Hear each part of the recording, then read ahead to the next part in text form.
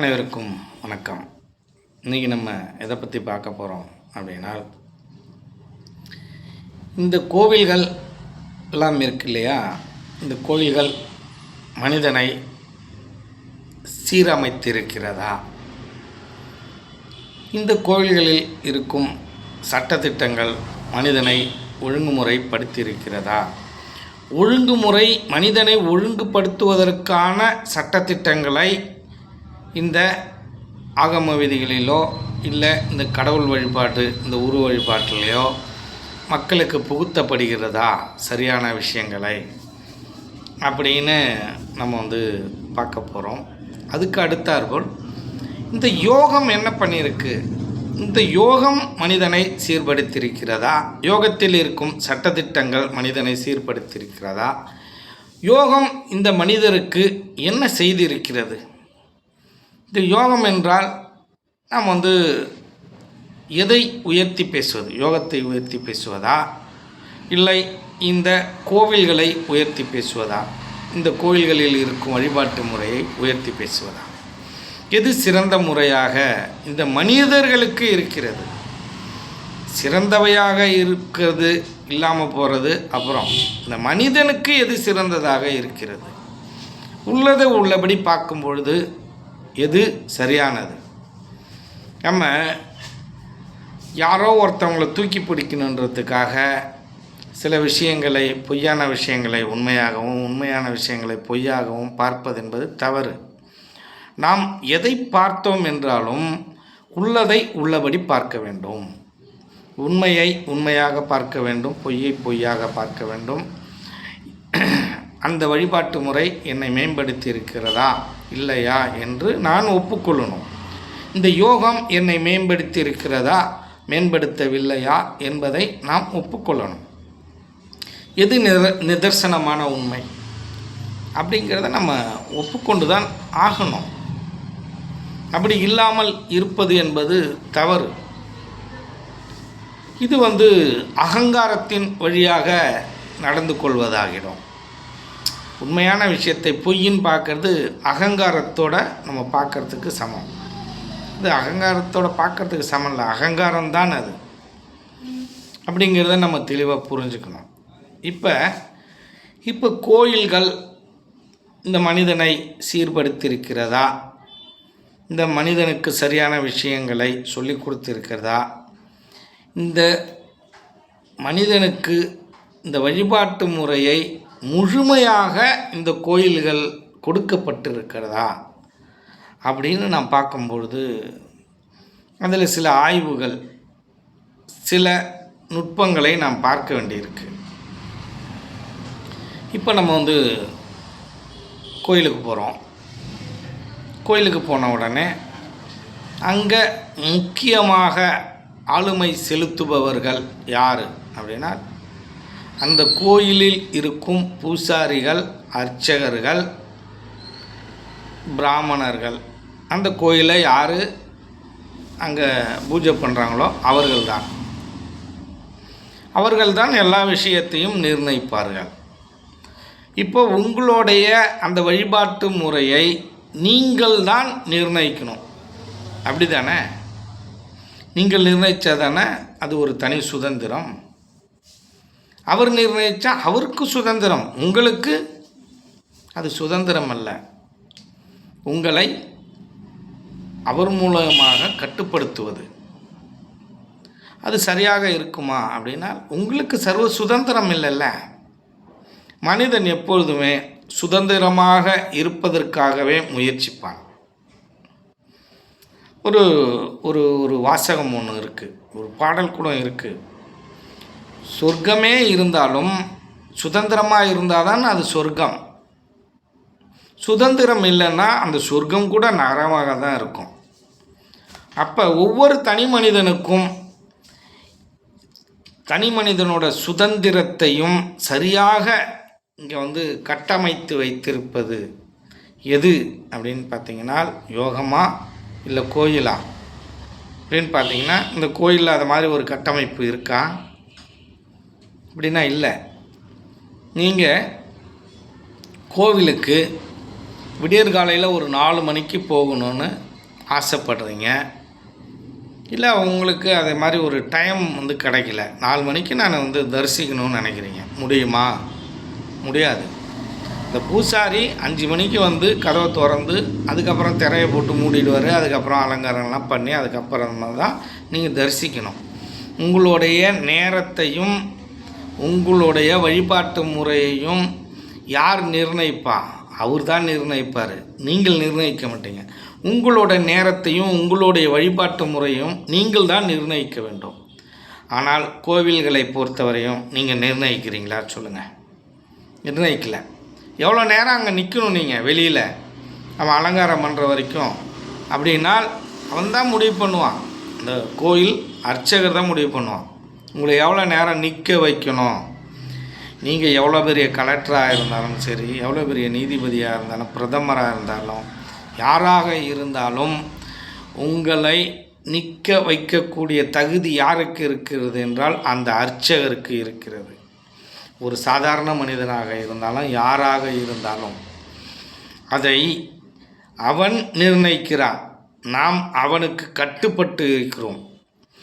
அவனுடைய கட்டுப்பாட்டுக்குள் நம்ம இருக்கிறோம். அதை என்னன்னு சொல்லலாம்? ஒரு விதமான அடிமைத்தனனே சொல்லலாம். உங்கள் வாழ்க்கையில் நீங்கள் என்ன பண்ணணும், எப்படி வழிபடணும், என்னென்னலாம் செய்யணும் அப்படிங்கிறத யார் நிர்ணயிக்கிறான்? அவன் தான் நிர்ணயிக்கிறான். அவனோட கட்டுப்பாட்டுக்குள்ளே தான் நீங்கள் இருக்கீங்க. உங்களோட கட்டுப்பாட்டுக்குள்ளே உங்களோட வழிபாட்டு முறை இல்லை. அப்போ நீங்கள் சுதந்திரமாக செயல்படுறீங்கன்னா இல்லை, செயல்படலை. எனக்கு 1 மணிக்கு போய் நான் வந்து இறைவனை தரிசிக்கணும்னு ஒரு ஆர்வம் பிறக்குது. என்னால் தரிசிக்க முடியுமா? முடியாது. ஆனால் அந்த அர்ச்சகர் நினைக்கிறான் அவங்களோட சொந்தக்காரங்க அவன் இவ்வளோ பணம் தரேன்னு சொல்கிறான். யாருக்கும் தெரியாமல் கதவை திறந்து காமிச்சிட்டு வருவான். தெரிஞ்சதுன்னா நீங்கள் வந்து சில பேர் கம்முன்னு இருப்பீங்க, சில பேர் நீங்கள் வந்து சத்தம் போடுவீங்க. அதனால் ஏனால் முடிவெடுக்கும் திறன் எல்லாம் கடவுளை பொறுத்தவரையிலும் கோவிலை பொறுத்தவரையிலும் யார்கிட்ட இருக்குது அப்படின்னா அந்த அர்ச்சகரிடம் இருக்குது. ஏன்னா அவன்கிட்ட தான் சாவி இருக்கும். நம்மளுடைய வழிபாட்டு முறையை, நம்மளுடைய கடவுளை வழிபடும் முறையை எவனோ ஒருவன் நிர்ணயிக்கிறான் என்றால் நான் அடிமையாக இருக்கிறேன்னா எப்படி இருக்கிறேங்கிறத நீங்கள் முடிவு பண்ணீங்க. அந்த வழிபாட்டு முறையில் நீங்கள் சுதந்திரமாக இருக்கிறீர்களா இல்லையா அப்படிங்கிறத நீங்கள் தான் முடிவு பண்ணணும். நான் போய் அந்த கோயிலில் 2 மணி நேரம் தவம் இருக்கணும்னு நினைக்கிறேன். 2 மணி நேரம் தவம் இருக்க உங்களை விட்டுடுவானா? விட மாட்டான். நீங்கள் எவ்வளோ நேரம் உட்காரணுங்கிறத அவன் தான் முடிவு பண்ணுவான். அவனுக்கு நீங்கள் பணம் கொடுத்தீங்கன்னா விடிய விடிய உட்காந்துருக்கலாம். பணம் கொடுக்கல, தெரியாதவனாக இருந்தீங்க, யாரோ ஒரு நபராக இருக்கீங்க, அவனுக்கு தெரியாத நபர், அவனுக்கும் உங்களுக்கும் எந்த விதமான அண்டர்ஸ்டாண்டிங்கும் இல்லை, உங்களை உட்கார விட மாட்டான். நீங்கள் ஒரு 10 நிமிஷம் உட்காந்ததுக்கப்புறம் கூட்டமாக இருக்குது கிளம்புங்கம்பான். ஆனால் பணம் கொடுத்துட்டிங்கன்னா நீங்கள் கோயிலை பூட்டுற வரைக்கும் உட்காந்துருக்கலாம். அப்போ இப்படியெல்லாம் உங்களுடைய சுதந்திரத்தை அவன் பறித்து கொள்கிறான். உங்களுடைய வழிபாட்டு முறையெல்லாம் உங்களுடைய தவத்தை கலைக்கிறான், உங்கள் வழிபாட்டு முறையை கலைக்கிறான், உங்களோட இந்த வழிபாட்டில் இருக்கும் சுதந்திரத்தை கலைக்கிறான். இதெல்லாம் இந்த வழிபாட்டு முறையில் சரியாக இருக்கிறதா அப்படின்னு நீங்கள் யோசித்து பார்த்தீங்கன்னா சரியாக இல்லை என்பது தான் நீங்கள் நிதர்சனமான உண்மையாக இருக்குது. சரி, இதுக்கு ஆப்போசிட் அப்படியே நீங்கள் வாங்க வந்து யோகத்தில் எப்படி இருக்குது அப்படின்றத பற்றி நம்ம பார்ப்போம். யோகத்தில் எப்படி இருக்குது அப்படின்னா உங்கள் வீட்டில் நீங்கள் ஒரு இடத்த வந்து நிர்ணயித்து உட்காந்துடுறீங்க, சொல்லிடுறீங்க உங்கள் வீட்டில் இருக்கிறவங்கள்ட்ட நான் தவம் பண்ண போகிறேன் அப்படின்னு. நீங்கள் எத்தனை மணி நேரம் தவம் பண்ணுறீங்களோ உங்களை யாராவது எழுப்புவாங்களா? எழுப்ப மாட்டாங்க. இப்போ நீங்கள் ஏதோ ஒரு காட்டில் போய் உட்காந்துக்கிறீங்க, ஏதோ ஒரு இடம், அது தவம் செய்வதற்கு இந்த இடத்துல தான் தவம் செய்யணும் அவசியம் இல்லை, எந்த இடத்துல வேணுமோ தவம் செய்யலாம்.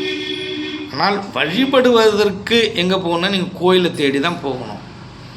உங்களுக்குள்ள பூஜை அறைன்னு ஒன்று இருக்குது, அதை நீங்கள் கோயிலாக நினைப்பீங்களா அப்படின்னா நினைக்க மாட்டீங்க. நீங்கள் கோயிலாக நினைக்கக்கூடாது என்பதற்காக அவன் பல கட்டுக்கதைகள்லாம் சொல்லுவான். இங்கே தான் நாங்கள் என்ன பண்ணியிருக்கோம், உயிரை கொடுத்து வச்சுருக்கோம், இங்கே தான் சக்தி நிலையை பரப்பி வச்சுருக்கோம், இங்கே தான் எல்லாம் பண்ணி வச்சுருக்கோம் அப்படின்ற பொய் கட்டுக்கதைகளை சொல்லி உங்களை அங்கே தான் வர வைப்பான். உங்கள் வீட்டை கோயிலாக்க, அந்த பூஜை அறையை கோயிலாக்க விட மாட்டான். அப்படிப்பட்ட கட்டுக்கதைகளை கட்டி போட்டு வச்சுருக்கான் அவங்கள. அப்போ உங்கள் பூஜை அறையிலும் உங்களை வழிபட விடமாட்டார்கள்.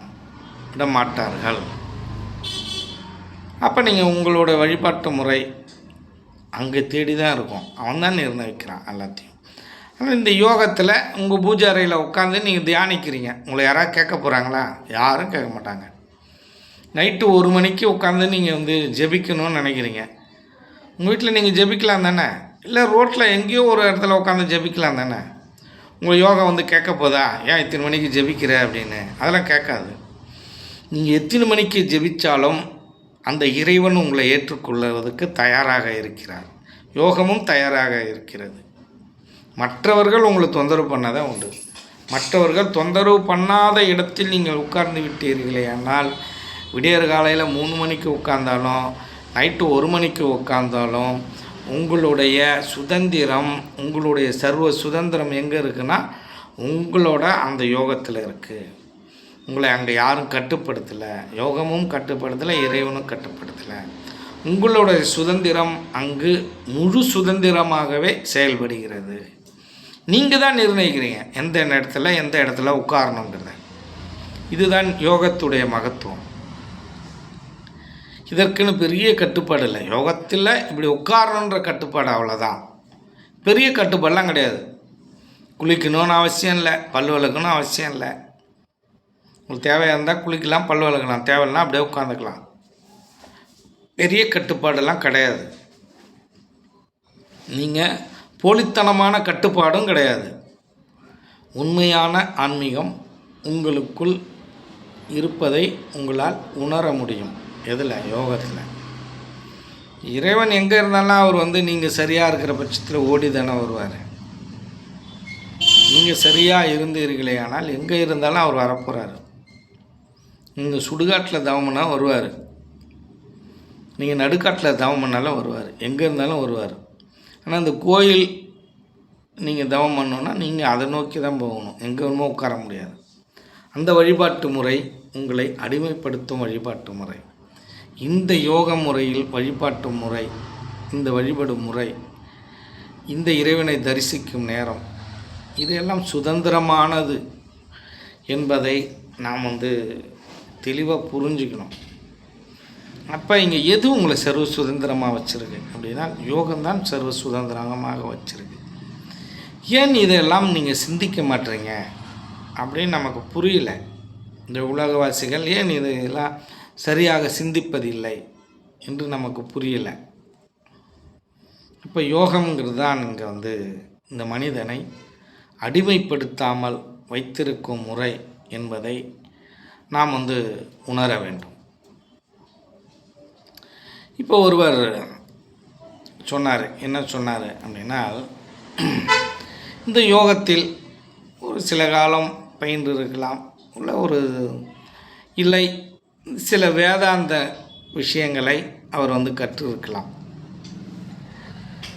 சைவ சித்தாந்தங்களை அவர் கற்று இருக்கலாம். அப்படி கற்றிருக்கிற நபர் என்ன பண்ணுறாரு, ஒரு பேட்டி கொடுக்குறாரு. ஒரு ஆசிரமத்துக்கு கீழே இருக்கிற ஒரு இடத்துல இருந்துட்டு பேட்டி கொடுக்குறாரு. அவருக்கு தெரிஞ்ச விஷயங்களை அவர் வந்து பகிர்ந்துக்கிறார், பேசுகிறாரு. அப்போ நம்ம யதார்த்தமாக அந்த காணொலியை நம்ம வந்து பார்க்குற ஒரு நிர்பந்தம் ஏற்படுது.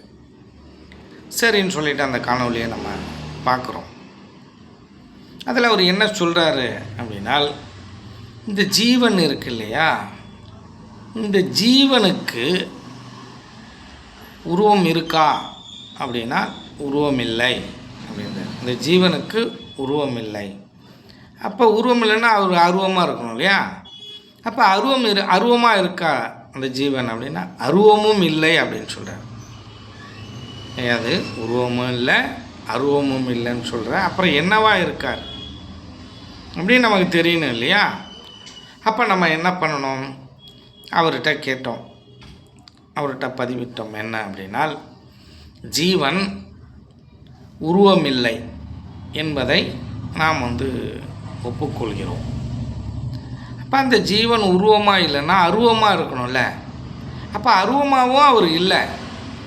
அப்புறம் அவர் வேறு எந்த நிலையில் இருக்கிறார்? உருவமும் இல்லை, அருவமும் இல்லைன்னா வேறு எந்த நிலையில் இருக்க முடியும்? எந்த நிலையில் இருக்கிறார்? நமக்கு எனக்கு அதை பற்றி தெளிவு கொஞ்சம் சொல்ல முடியுமான்னு கேட்டேன். ஐயா, ரொம்ப ஆழமான கேள்விகளுக்கு நம்மளால் பதில் சொல்ல இயலாது. இது எல்லாம் நம்ம சைவ சித்தாந்தத்தில் இருந்தது. சைவ சித்தாந்தத்தில் அப்படி தான் சொல்லியிருக்காங்க. அதனால் அதை நம்ம பதிவிட்டோங்க ஐயா அப்படின்னு சொல்லி அவர் சொல்லியிருந்தார். அப்போ அவர் சொல்லியிருக்கும் பொழுது அவர்களுக்கு மீண்டும் அதற்கான தெளிவுபடுத்தினோம். இந்த வேத ஆகமங்களாக இருந்தாலும் சரி, சைவ சித்தாந்தங்களாக இருந்தாலும் சரி, சாஸ்திர சம்பிரதாயங்களாக இருந்தாலும் சரி, இவைகளில் அதிகமாக பொய்களாக உள்ளது. இந்த சைவ சித்தாந்தம் பாதி ஏற்றுக்கிற மாதிரி இருக்குது, பாதி ஏற்றுக்காத மாதிரி இருக்குது. நிறைய பொய்கள் அதில் இருக்குது. ஏற்றுக்க முடியாத விஷயங்கள் நிறையா இருக்குது, உண்மைக்கு புறம்பான விஷயங்கள். அப்போ அதை பற்றி நம்ம கற்று தேர்ந்துக்கணும். அதை பற்றி நம்ம தெரிஞ்சுக்கணுன்னா நமக்கு மிகப்பெரிய அனுபவம் தேவைப்படுகிறது. அப்போ அதை கற்றுக் கொடுப்பவர்கள் மிக அனுபவசாலியாக இருக்கலாம். ஆனால் உங்களுக்கு கேள்வி கேட்க முடியாத ஒரு அனுபவம் இருக்கலாம். அனுபவமே இல்லாதவர்களுக்கு வகுப்பு எடுப்பது ரொம்ப சுலபம்.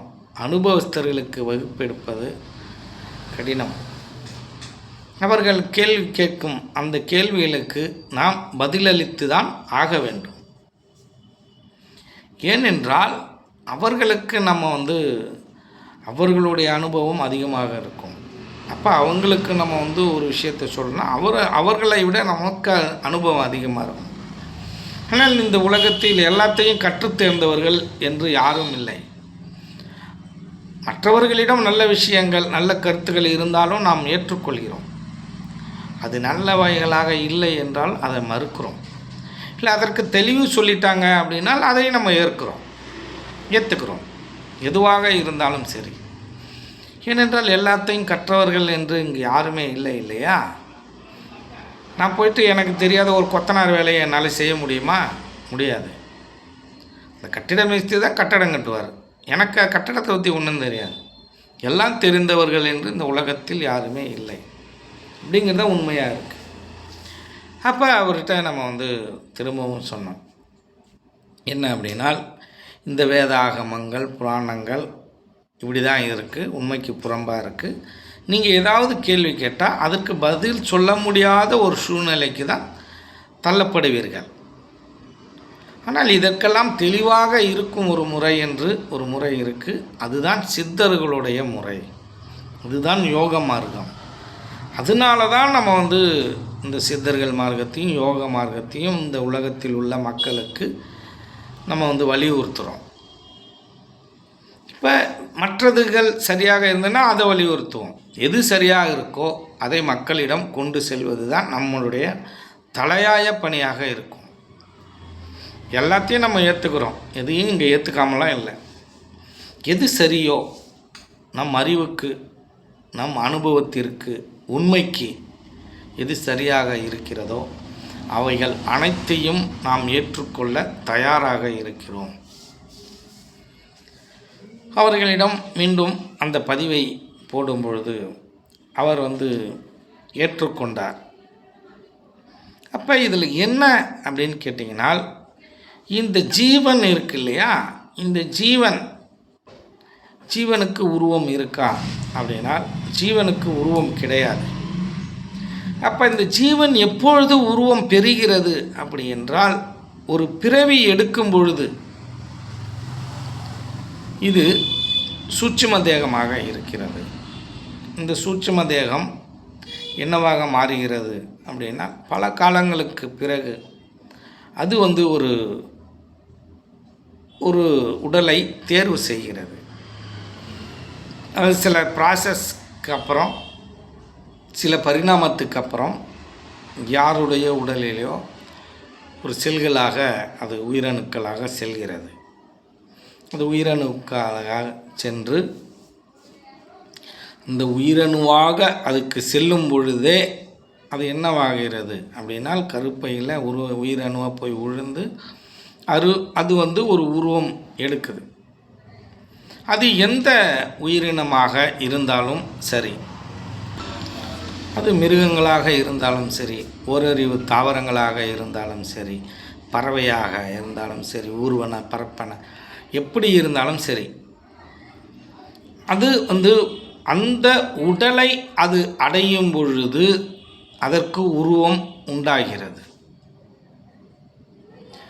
அதற்கு அடுத்தாற்போல் அந்த உடலை அதை வந்து விட்டுட்டு அது வெளியேறும்போது அருவமாக மாறுகிறது.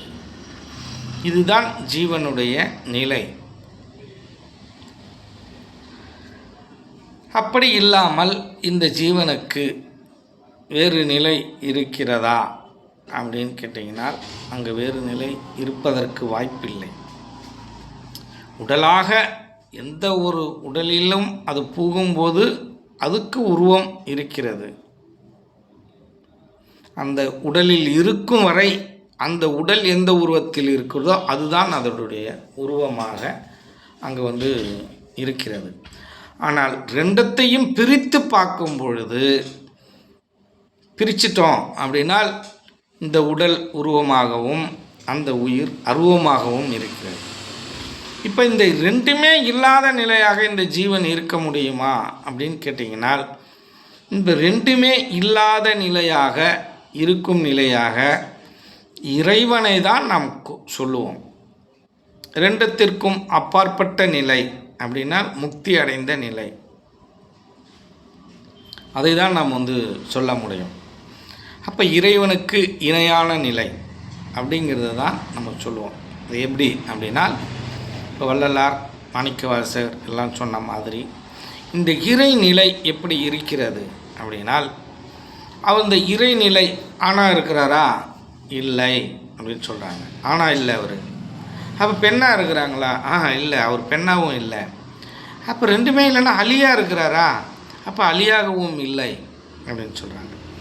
அப்போ அவர் வந்து உருவமாக இருக்கிறாரா? ஏதோ ஒரு உருவமாக இருக்காரா? இல்லை. அப்போ அருவமாக இருக்கிறாரா? இல்லை. அப்போ எல்லாத்திற்கும் அப்பாற்பட்டு இருக்கிறார் அப்படின்னு சொல்கிறோம். அப்போ வள்ளலார் என்ன சொல்கிறார்?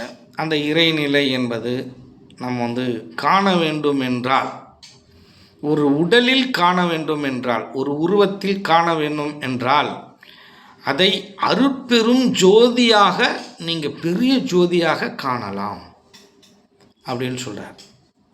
இப்போ அந்த இறைவன் நமக்குள்ளே காண வேண்டும் என்றால் அருட்பெரும் ஜோதியாக காணலாம். அந்த ஜீவன் தான் அங்கே போய் அந்த சக்தியோடு சேரும்போது அங்கே ஒரு பெரிய நிலை உருவாகிறது அப்படின்றத பற்றி அவங்க சொல்கிறாங்க. இப்போ இந்த ஜீவன் தான் என்னத்தை காணுது அப்படின்னா அந்த இறைநிலையை மிகப்பெரிய அருட்பெரும் ஜோதியாக காணுது அப்படிங்கிறத அவங்க வந்து சொல்கிறாங்க. அப்போ இறைநிலைக்கு என்ன இல்லை? எதுவுமே இல்லாத தன்மைங்கிறது அந்த இறைநிலைக்கு தான் இருக்குது. அந்த இறைநிலையை நாம் அடையும் பொழுதும் அந்த தன்மையை பெறலாம். மற்ற நேரங்களில் அது எப்படி இருக்குன்னால் உருவத்தில் இருக்கும் பொழுது அந்த உருவமாகவும், மனிதனாக இருக்கும்போது மனிதனாகவும், ஒரு மாடாக இருக்கும்பொழுது மாடாகவும், இல்லை வேறு ஒரு தாவரங்களாக இருக்கும்போது தாவரங்களாகவும் உருவம் பெறுகிறது. அதிலிருந்து பரிணாமத்திற்கு அது வந்து நகரும் பொழுதும், இல்லை அந்த உடலில் இருந்து வெளிப்படும் போதும் இந்த ஜீவன் அருவமாக இருக்கிறது அப்படிங்கிறத நம்ம வந்து தெளிவாக புரிஞ்சுக்கணும். அப்போ ஒன்று உருவமாக இருக்கணும், இல்லைன்னா அருவமாக இருக்கணும். அந்த இறைவன் எப்படிப்பட்டவர்? ரெண்டுமே இல்லாத மிகப்பெரிய நிலையில் அவர் இருக்கிறார். அப்போ அந்த மிகப்பெரிய நிலை என்றால் அதை நாம் எப்படி சொல்ல முடியும்? ஐம்பூதங்கள் என்று உணரலாமா? ஐம்பூதங்கள் என்று எடுத்துக்கொள்ளலாமா? ஐம்பூதங்களாக எடுத்துக்கொள்ள முடியாது. ஐம்பூதங்களையும் ஆட்சி செய்பவர் அவர்தான். இப்போ இந்த பிரபஞ்சத்தை நம்ம ஏற்கனவே பதிவிட்டிருக்கோம். இந்த பிரபஞ்சத்தை இந்த கிரகங்கள் மூலயமாகவும் ஐம்பூதங்கள் வழியாகவும் தான் இயக்கி கொண்டு இருக்கிறார். இந்த உடலை எப்படி இந்த ஐம்புலன்கள் வழியாக இயக்கப்படுகிறதோ, அந்த ஐம்புலன்களுக்கு எது ஆதாரமாக இருக்கிறதோ அந்த ஜீவன் ஐம்புலன்களுக்கு ஆதாரமாக இருக்கிறது. அதே போல் இந்த பிரபஞ்சத்திற்கு இறைவன் ஆதாரமாக இருக்கிறார். அந்த இறைவனை தான் நாம் என்ன சொல்லுவோம் அப்படின்னு கேட்டிங்கனால், அந்த உருவம் அருவமற்ற நிலையாக அவர் இருக்கிறார். அவரால் உருவத்துக்குள்ளார வர முடியாது. அப்படி வந்து விட்டார் என்றால் அதற்கு கர்ம வினை என்று ஒன்று உண்டு. அது யாராக இருந்தாலும் சரி. அப்படி அவர் வருவதற்கு வாய்ப்பு இருக்கிறதா என்றால் அதற்கான வாய்ப்பு கிடையாது. ஏனென்றால் இறைவனுக்கு நாமமோ ரூபமோ கிடையாது என்பதை நாம் தெளிவாக தெரிந்து கொள்ள வேண்டும்.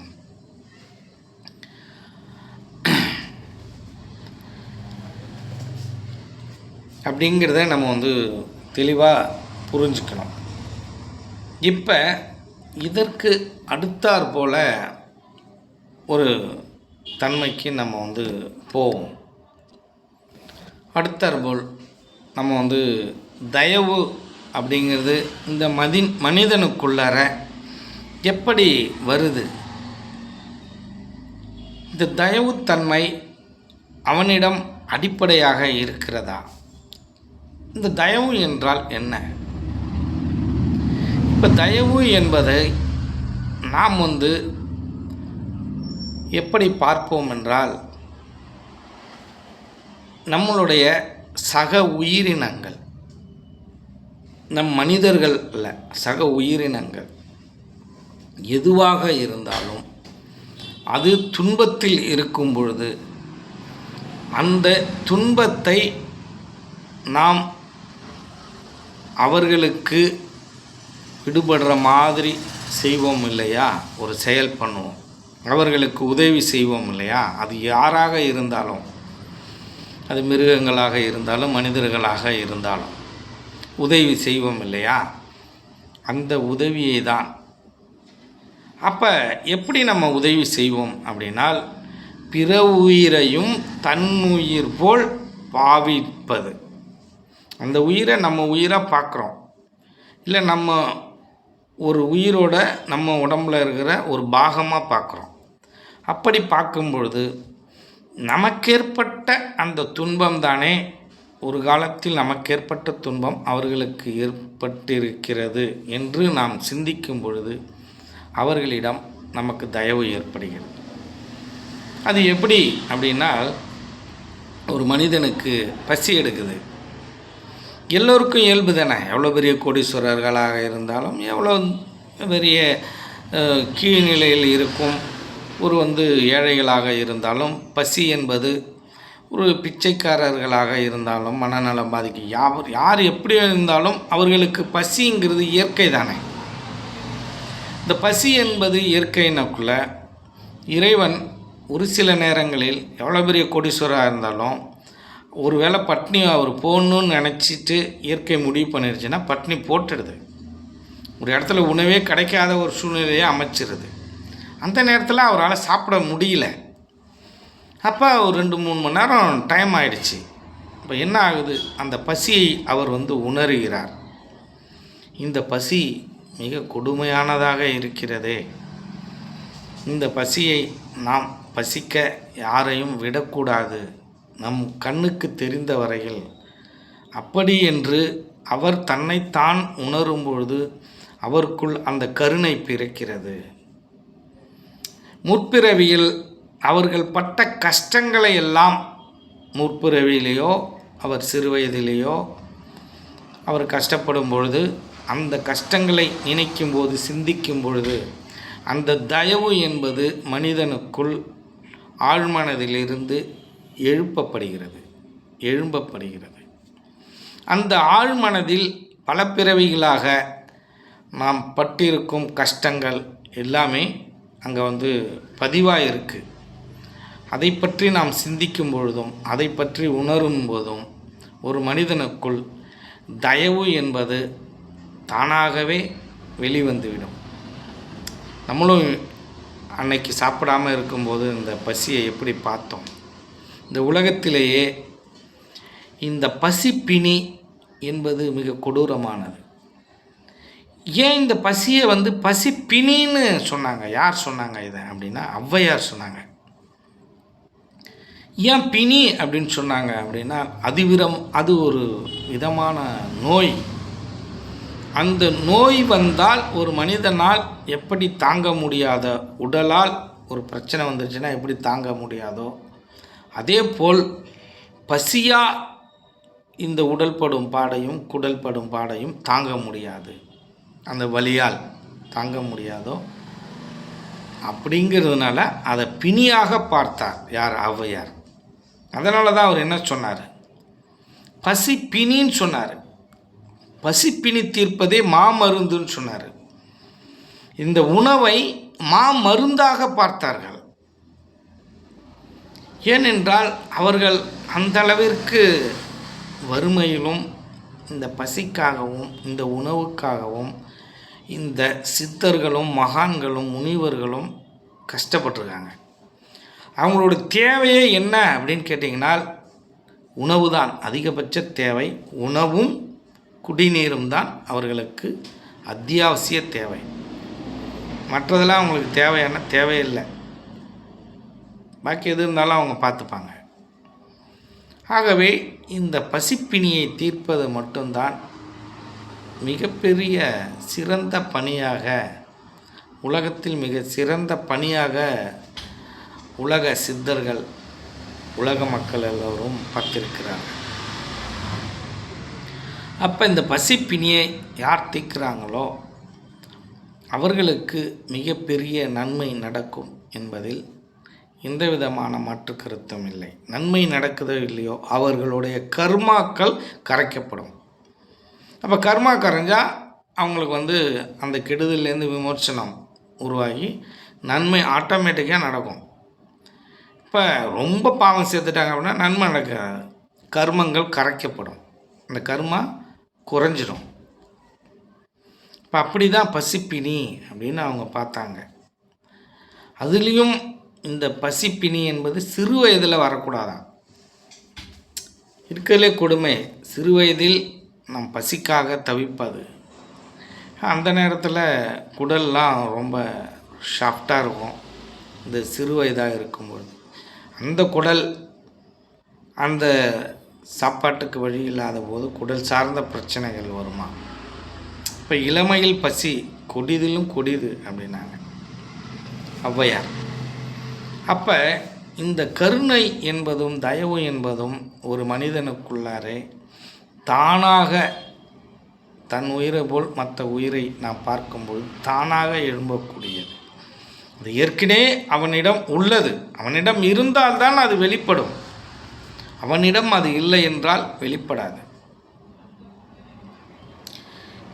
தானத்திலேயே மிக சிறந்த தானம் அன்னதானம் என்பது நாம் அனைவருக்கும் தெரிந்த விஷயம்.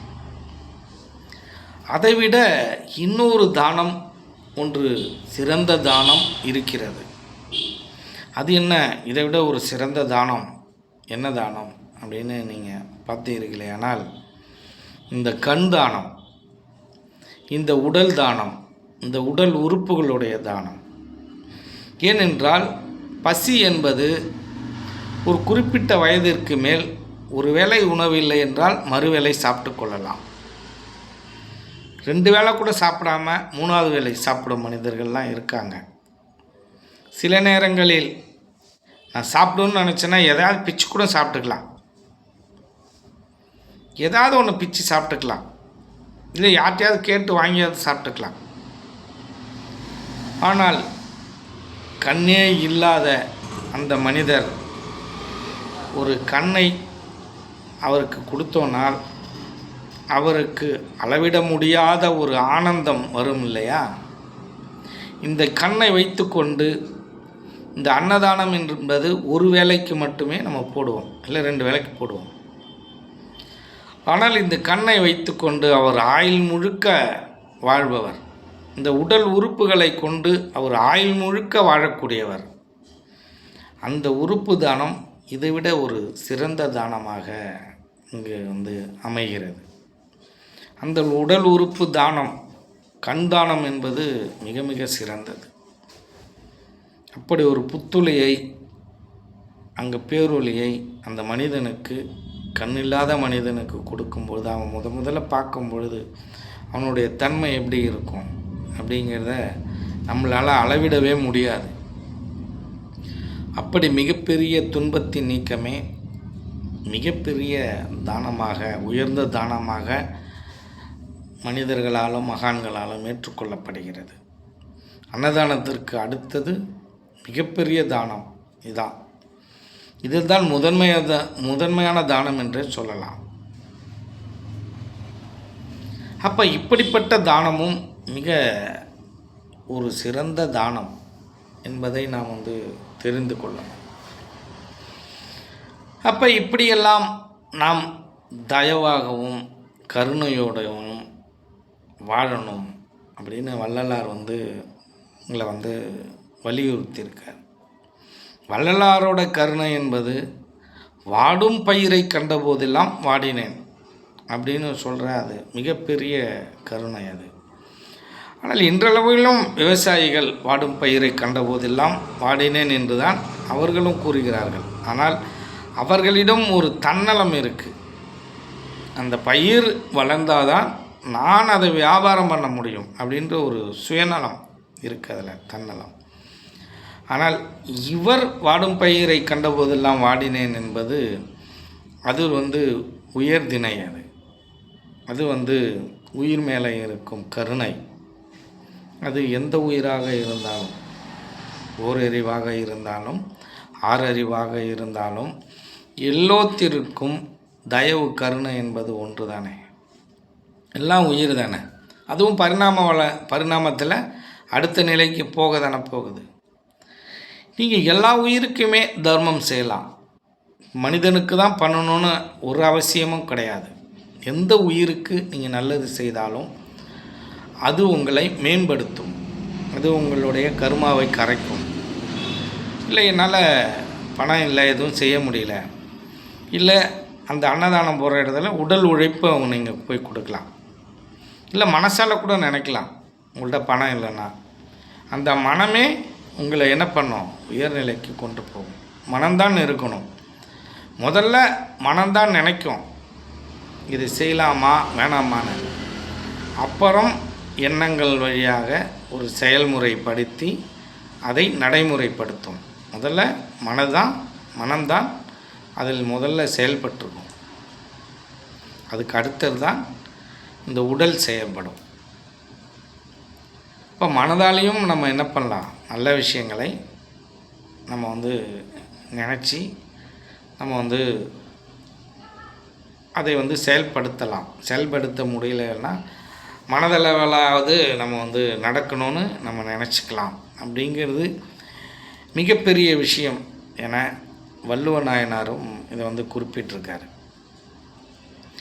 இப்படி இந்த தயவு என்பது இந்த ஞானத்தை அடைவதற்கு ஒரு வழிகாட்டியாக இருக்குமே தவிர, அந்த கர்மத்தை கரைப்பதற்கு ஒரு வழிகாட்டியாக இருக்குமே தவிர, இது ஞானத்தை கொடுத்துராது. ஒரு சில பேர் சொல்லுவாங்க, ஞான வீட்டின் திறவுகோல் எது? அன்னதானமே ஞான வீட்டின் திறவுகோல். அது தயவு, கருணை. அது உங்களுக்கு ஞானத்தை கொடுத்துருமானா? ஞானத்தை கொடுக்காது. அது உங்களுக்குள்ளே இருக்கிற அந்த கருணையும் தயவையும் வெளிப்படுத்துகிற ஒரு தன்மை. அதுதானே தவிர ஞானத்தை கொடுக்காது. ஞானத்தை கொடுப்பதற்கான வழிமுறையை வேணால் அந்த கர்மத்தை கரைத்து உங்களுக்கு காமிச்சு கொடுக்கும். அன்னதானம் போட்டுட்டு நீங்கள் என்ன பண்ணணும் கேட்டிங்கன்னா, யோகத்தில் ஈடுபடணும். அப்போ உங்கள் யோகத்தில் உங்களுக்கு மேல்நிலையை அடைவதற்கு அது ஒரு வழியாக அமையும், வழிவகை செய்யும். அதை விட்டுட்டு நான் அன்னதானம் போட்டுட்டு நேராக மோட்சத்துக்கு போயிடலாம் அப்படின்னு சொல்கிறதெல்லாம் மிகப்பெரிய பொய் என்பதை நீங்கள் தெளிவாக தெரிந்து கொள்ளணும். வருடம் முழுக்க அன்னதானம் போட்டவர்கள் எல்லாமே இறந்து தான் போயிருக்காங்க. ஆனால் அன்னதானம் போடுவதனால் சில நன்மைகள் ஏற்படும் என்பதில் எந்த விதமான மாற்று கருத்தும் இல்லை. நமக்கு அதை தெளிவாக தெரிந்து கொள்ளணும். இப்படியெல்லாம் இந்த வள்ளலாருடைய பக்தர்கள் எல்லாம் கூறும் வழக்கம் இருக்கிறது. சரி, எப்படி இருந்தாலும் சரி, நாம் இறுதியாக சொல்வது என்றால் எல்லாத்தை விட சிறந்தது எது அப்படின்னு கேட்டிங்கன்னா யோகம் யோகம் யோகம், தவம் தவம் தவம். அதுக்கு அடுத்தாற்போல் ஒழுக்கம் ஒழுக்கம் ஒழுக்கம், அதுக்கு அடுத்தாற்போல் இந்த தயவு கருணை எல்லாம் ஒழுக்கத்தில் ஒரு பகுதியாக தான் வரும் என்பதில் யாருக்கும் மாற்று கருத்து இருக்காது என்று நாம் நம்புகிறோம். இன்றைக்கி நம்ம சின்ன சின்ன விஷயமாக ஒரு 3 விஷயத்தை பற்றி நம்ம பார்த்துட்டோம். என்ன அப்படின்னா, இந்த ஜீவனுடைய நிலை உருவமா அருவமா அப்படின்ற ஒரு நிலை, அதுக்கடுத்து அதில் தயவு, அதுக்கு அடுத்தாற்போல் இந்த கோயில்கள் நம்மளை அடிமைப்படுத்துகிறதா, இந்த யோகம் நம்மளை அடிமைப்படுத்துகிறதா, எது நம்மளை சுதந்திரமாக வைத்திருந்தது என்பதை பற்றி பார்த்தோம். மீண்டும் இன்னொரு காணொளியில் நாளை சந்திப்போம். நன்றி, வணக்கம்.